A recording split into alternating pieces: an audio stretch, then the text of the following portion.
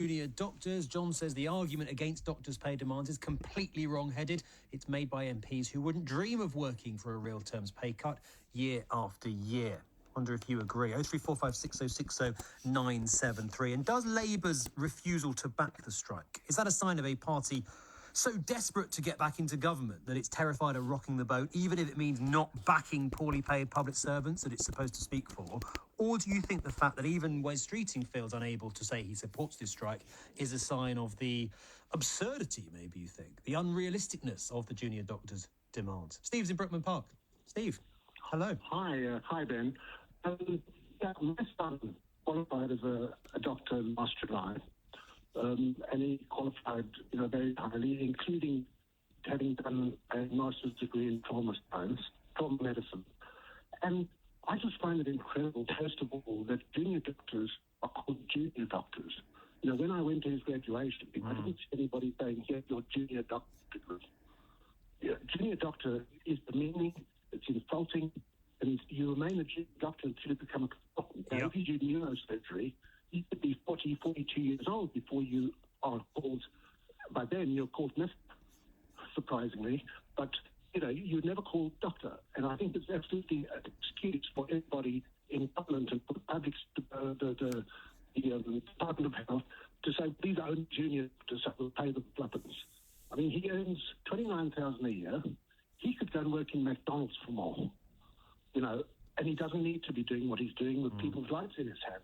When he's done his A&E rotation, he was one of the only three doctors on the team there. He had people's lives in his hand.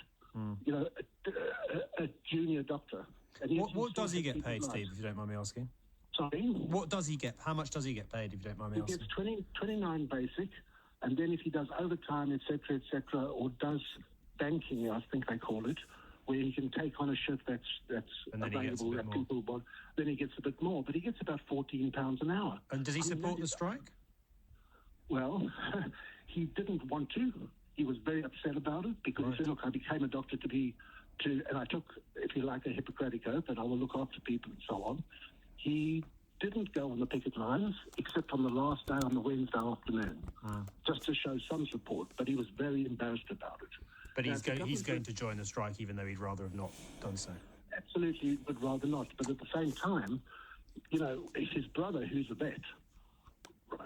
His elder brother, who's an exotic specialist in veterinarian, he qualified together with his roommate, was a medic. And the medic, it's at American University, mind you, but the medic then went to America as a doctor, or physician as they call them. And that guy started on about $100,000 a year, about £80,000. I mean, are we surprised that our doctors are leaving here in droves? No, we're not. And that's why I think Steve Barclay needs to get a grip on this. Whether he thinks it's right or reasonable or whatever, the stats speak for themselves. Doctors are leaving, and nurses in their droves. And if you're the health secretary, I don't care whether you think it's reasonable what they're asking for or not. You do what you need to do to make sure the health service has enough staff. And at the moment, that just isn't happening. Steve, good to speak to you. Thank you. Mark is calling from Hitchin. Mark. Hello, Ben. Hi, Mark. Ben, I am very disappointed with our press because when Steve Barclay keeps on using the word to every pay demand as unaffordable, nobody actually ever challenges what that means. And the second thing, which I'm very disappointed about the press, is that they forget to tell the members of the public that when the government is dealing with health workers and nurses, they have an absolute unique position. The unique position is not only are they the employer, but they're the government.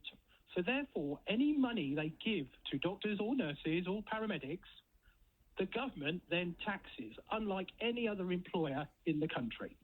So when you hear the top line number 35% is unacceptable, unaffordable, hang on, let's now crunch the numbers.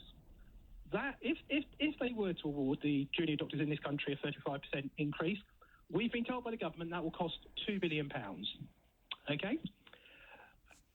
After that money is passed to the junior doctors, and it's gone through national insurance payments, income tax payments, VAT when they spend the money they actually get, and taxation on the companies that they spend that money with, of that £2.5 billion, £1.5 billion of it is returned to the government.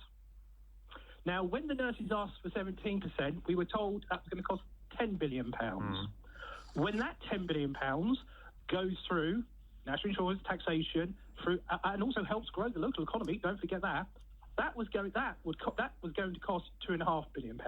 Mark, I hear what you're saying, and do you know what? You're making a pretty powerful case. I just think the optics of having the figure 35% banded around doesn't do the junior doctors any favours. As you say, when you talk about the figures, look, it's far less than it sounds like it is when you use phrases like 35%, when you break it down.